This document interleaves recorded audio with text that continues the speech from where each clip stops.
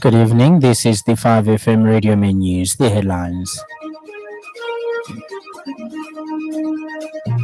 A cancer expert has urged parents to be cautious of visitors who kiss babies, warning of potential health risks.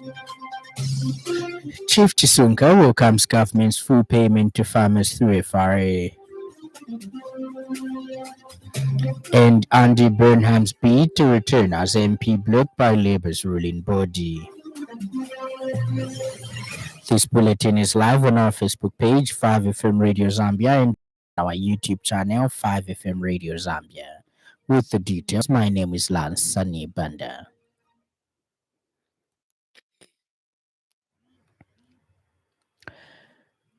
A cancer expert has urged parents to look out for visitors who like kissing babies. Dr. Victoria Kalusopa, a cancer specialist and lecturer of nursing sciences at University of Zambia, says the culture of kissing babies by visitors is a risk factor for the spread of human papilloma virus to the innocent children.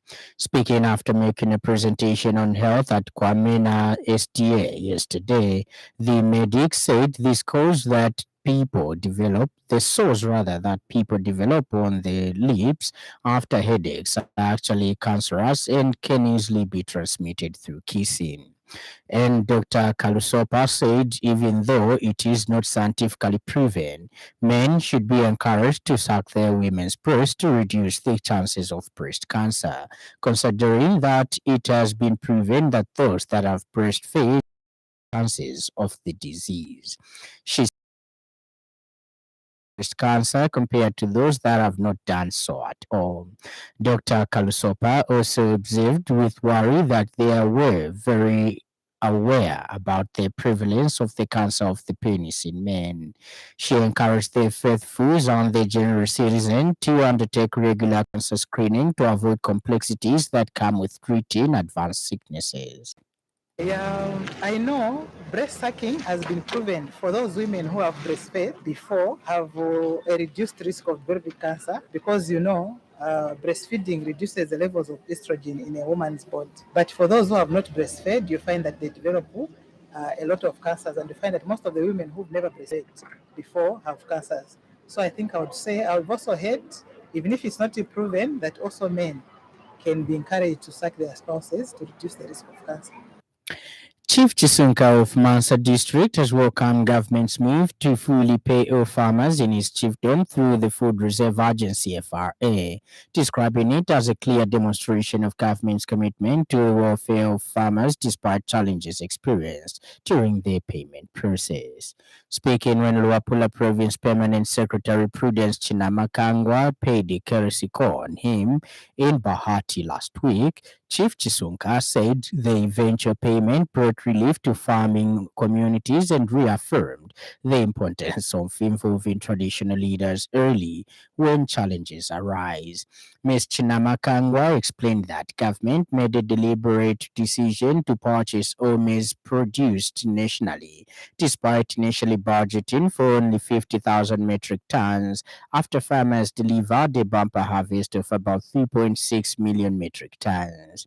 She disclosed that over 11 billion kwacha was released a few weeks ago to banks and other financial institutions to facilitate payment to farmers countrywide, adding that delays were largely due to the high number of beneficiaries and congestion at banking halls. The permanent secretary said government had proposed paying farmers through mobile money and bank transfers to avoid queues, but farmers opted to be paid over the counter, a preference government respected, even though it resulted in long waiting hours. Mrs. Chinamakangwa acknowledged public concerns, stressing that government remains a listening and caring administration and will improve systems going forward based on lessons learned. Because it was a good thing that happened. To produce more than 1,800,000 metric tons plus, close to 2,000,000 tons. So expectation na projection is na planning nenda nama tuwasungire yet up to 500 metric tons. Then when we saw that twalia ikala foot punch abantu n'abalima twalakisa shati na tuhabalekera amataba ma briefcase businessmen balayingiramu. And the cost of producing maize is very high. Efingi fya moleba fertilizer nefyashala embuto. So government gwali kutusubikira natawe natushiteri onse. President Hakainde Hichilema has cordoned Zambians to desist from engaging in falsehoods and misinformation that may destabilize peace and unity in the country, emphasizing that national cohesion must be upheld at all times. In a message delivered by Special Assistant to the President for Politics, Mr. Levin Goma, during a church service at UCZ St. Paul's Kasama, President Hichilema said the rise in misinformation among citizens is worrisome and should not be tolerated in a peaceful country like Zambia, as it has the potential to cause division. He said citizens must rise and reject falsehoods in order country. The head of state further urged citizens to remain united despite belonging to different political groupings, stressing that peace is a shared responsibility. President H. Lema also pledged to support the building project at St. Paul's congregation in Kasama with a contribution of 500,000 kwacha. Meanwhile, the United Church of Zambia UCZ Northern Presbytery Bishop has expressed gratitude to President Hichilema for demonstrating strong political will that has contributed to peaceful political campaigns in Kasama. In a message delivered by the Presbytery Secretary, His Grace Reverend Bishop George Sindaza said peaceful campaigns before and during elections allow electorates to freely choose their leaders. He commended political players for promoting peace and unity and urged them to continue embracing the same spirit. Zambia is undergoing a significant shift in its energy sector, driven by rapid growth in solar power development. Lukundo Nankamba, Public Relations Officer for Zahu Energy Solutions Limited, says the country is moving away from over-reliance on hydropower to strengthen energy security and sustainability. Zahu Energy Solutions Limited is developing a 200 megawatt solar photovoltaic power plant with battery storage in Mumba district under a 25-year power purchase agreement. The project aims to reduce Zambia's energy deficit, strengthen the national grid, and support climate change mitigation efforts. The public relations officer says following the groundbreaking ceremony held on 7th November 2025, the plant is expected to be fully operational by December 2026. She says once completed, it will supply power to the national grid through ZESCO, create jobs, and enhance Zambia's energy resilience. She says once once the project represents a long-term investment in a sustainable energy future for all Zambians. Tackle Zambia's energy deficit, strengthen national energy security, and contribute actively to climate change mitigation efforts. The initiative, set to be fully functional by December 2026, will produce 200 megawatt of solar power in Mumbwa, building on the momentum created by the groundbreaking ceremony of 200 megawatt solar power plant 2025. The project will be operational under a long-term power purchase agreement with ZESCO. This is expected to generate numerous job opportunities while significantly enhancing Zambia's energy resilience. Government has undertaken urgent emergency deflooding works in Makeni Villa Ward 14, Kanyama constituency, following reports of widespread flooding that resulted in several households being inundated by floodwaters. In response to this reported crisis, the Permanent Secretary for Lusaka Province, Engineer Joe Kalusa, led a high-level multi-sectoral emergency response team to the affected area to assess the situation on the ground and institute immediate remedial measures. The team included senior officials from the Disaster Management and Mitigation Unit TMMU, the Lusaka District Administration, the Lusaka City Council, and the Zambia National Service (ZNS). Also present were the area member of parliament, Honorable Monty Chinkuli, the area councillor, Mr. Fred Mumba, and other local leaders. Following technical assessments conducted jointly with ZNS and Lusaka City Council engineers, the response team identified several man-made obstructions, particularly wall fences and other structures that had been constructed along natural waterways which were impeding the free flow of stormwater and exacerbating flooding in the area. These critical blockages were immediately earmarked for demolition in the interest of public safety. Upon removal of the identified obstructions, there was an immediate and noticeable reduction in floodwater levels, providing relief to the affected households. And in other news trending this evening,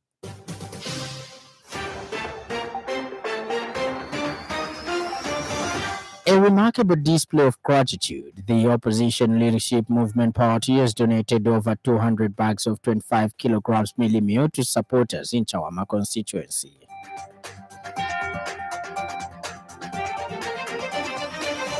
The Zambia Union of Professional Educators ZUPED has joined the nation in commemorating the International Day of Education, describing education as the foundation of national development.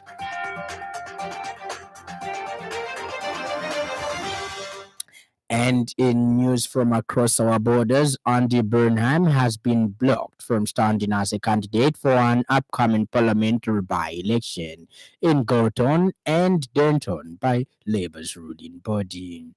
As a directly Burnham to get approval from the National Executive Committee after he applied to be a candidate on Saturday.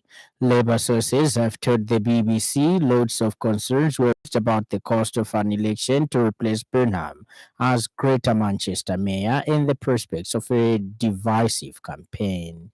But allies of Prime Minister Sir Keir Starmer feared Burnham, a former cabinet minister, could mount a leadership challenge should he return to Westminster. And in sports news, the Advanced Sports Management course supported by Olympic Solidarity was in full swing on 24 January 2026 as students delivered case study presentations under Module 3 Managing Human Resources. The session was facilitated by course facilitator Dr. Katongo Bwalia, who guided participants through practical approaches to managing people within sports organizations. The presentations reflected a growing understanding of leadership, organizational structures, and effective human resource practices in the sports sector. National Olympic Committee of Zambia NOCZ President Alfred Foloko took time to encourage the students to take the course seriously, noting that successful completion of the program would greatly enhance their capacity to manage their respective sports organizations professionally and efficiently. To wrap up the day, NOCZ Secretary General Boniface Kambi echoed the president's sentiments and commended the participants for the quality of their work, describing the presentations as precise and well delivered. Stand by for the weather report.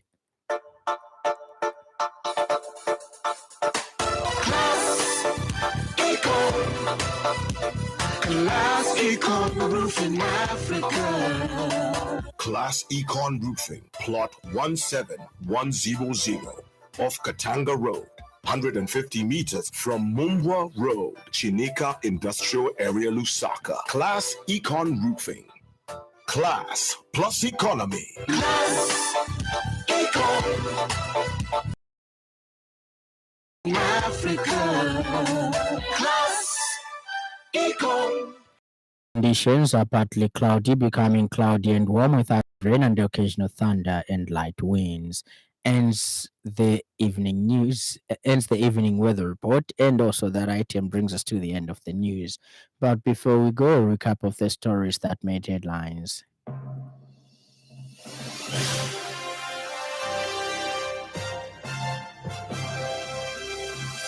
Cancer expert has urged parents to look out for visitors who like kissing babies. Chief Chisunka of Mansa District has welcomed government's move to fully pay all farmers in his chiefdom through the Food Reserve Agency, describing it as a clear demonstration of government's commitment to the welfare of farmers, despite challenges experienced during the payment process.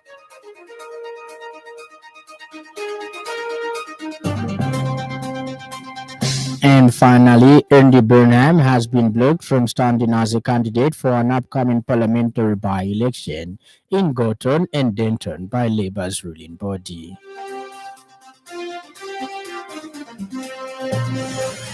For more news, follow us on Facebook, 5FM Radio Zambia, and subscribe to our YouTube channel, 5FM Radio Zambia. On behalf of the entire news crew and the technical department, thank you for listening to the Happy Hour of 5FM. Stay safe and stay tuned to 5FM Radio. My name is Lance Sannie Banda. Enjoy the rest of the evening.